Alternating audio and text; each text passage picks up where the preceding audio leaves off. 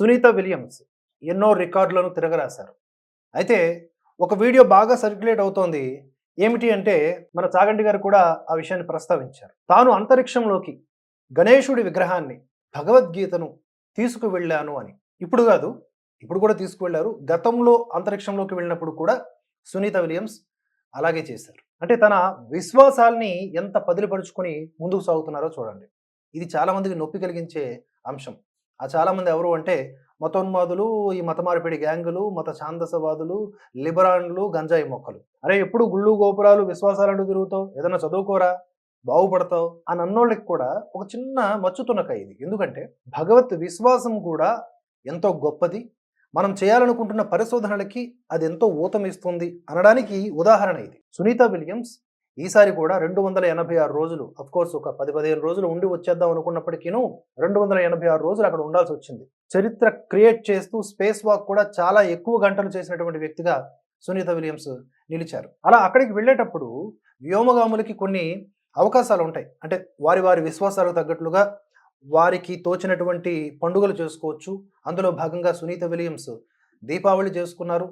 అక్కడ అలా దీపావళి చేసుకోవడం ద్వారా వారి తండ్రిని గుర్తుకు తెచ్చుకున్నారు. అలాగే ఇక్కడి నుంచి సమోసాను తీసుకువెళ్లారు. అది భారత వంటకం కాబట్టి ఏదో ఇష్టమని కాదు, దేశం గుర్తుకొస్తుంది అని. అలా మూలాలు భారతదేశానివే కాబట్టి ఎన్నో విషయాల్లో ఆమె ఆ పరిపక్వతను చూపించారు. అలాగే గణేశుడు శుభంకరుడు, ఆటంకములను దూరం చేసేవాడు, మంచిని గెలిపించేవాడు కనుక అలా ఆ గణేశుడి మూర్తిని కూడా తీసుకువెళ్ళడం జరిగింది. ఆ ఫొటోస్ కూడా వైరల్ అవుతూ ఉన్నాయి. అలాగే భగవద్గీత ఎంతో మంది సైంటిస్టులకు ప్రేరణ కలిగించినటువంటి ఒక అద్భుత గ్రంథం. మతోన్మాద గ్రంథాలు కావవి. మన భారతదేశంలో సనాతన ధర్మానికి సంబంధించిన ఏ గ్రంథం అన్న ప్రామాణికంగా తీసుకోండి, అది వికాసాన్నే ఇస్తుంది, ఉన్మాదాన్ని ఇవ్వదు. ఉన్మాదాన్ని ఇచ్చేది ఉగ్రవాద మతం అవుతుంది. ఇక్కడ నేను చెప్పొచ్చేది ఏంటంటే భూమికి 400 కిలోమీటర్ల దూరంలో ఇంటర్నేషనల్ స్పేస్ స్టేషన్ ఏదైతే ఉందో అక్కడ అన్ని రోజుల పాటు ధైర్యంగా ఉంటూ పరిశోధనలు చేస్తూ స్పేస్ వాక్ చేస్తూ ఎంతో మనోనిగ్రహముతో ఎన్నో అవరోధాలను అధిగమించి భువికి చేరినటువంటి సునీత విలియమ్స్ సైన్స్ ప్లస్ ఆధ్యాత్మికత ఈ రెండింటిని మిక్సప్ చేసి ఇంత ఉన్నతిని సాధించారు. అందుకనే దేన్నైనా విమర్శించే ముందు ముఖ్యంగా సనాతన ధర్మాన్ని ఆలోచించుకోవాలని మరొకసారి మనవి చేసుకుంటూ, ఒక సోంబేరి రోడ్లంబడి తిరుగుతూ ఉంటూ ఒకటే పని అనమాట, ఏదో గాడ్స్ వే మిషన్ అనే ఏదో ఛానల్ ఉంటుంది వాడిది. వాడు ప్రతి ఒక్క హిందూ సోదరీమణులందరినీ, పెద్దలందరినీ కలిసి మీకు మా దేవుడు తెలుసా, మీరు మొక్కే దేవుళ్ళందరూ వేస్ట్ అనేలాగా మాట్లాడుతూ ఉంటారు.